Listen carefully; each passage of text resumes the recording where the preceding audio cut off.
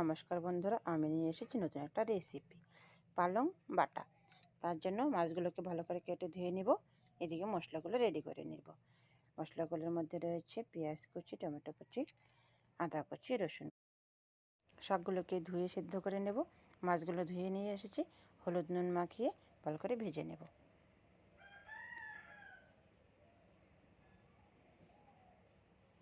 মাছগুলো সুন্দর করে ভেজে নিচ্ছি।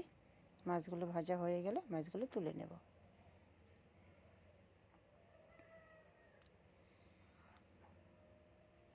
এখন আরেকটা পাত্রে শুকনো মশলাগুলো ভেজে নেব।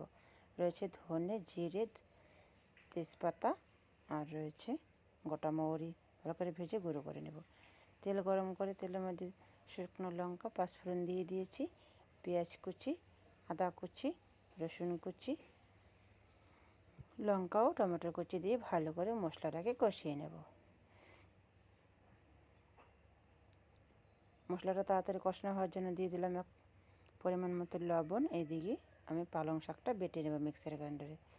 দিয়ে দেবো গুঁড়ো মশলাগুলো, হলুদ, লঙ্কা, ধনে, জিরা। এদিকে গুঁড়ো মশলাটা ভালো করে ভেজে নিয়েছি, দিয়ে দিলাম বাটা শাকটা। ভাজা মশলাটা গুঁড়ো করে নেব। গুঁড়ো হয়ে গেছে, মাছগুলো দিয়ে দেব। মাছগুলো দিয়ে কিছুক্ষণ জাল করে নিয়ে ভাজা মশলা, ঘি, গরম মশলা দিয়ে নামিয়ে দিলেই রেডি পালং বাটা। খেতে কিন্তু খুব টেস্টি। অবশ্যই বাড়িতে সবাই ট্রাই করবে।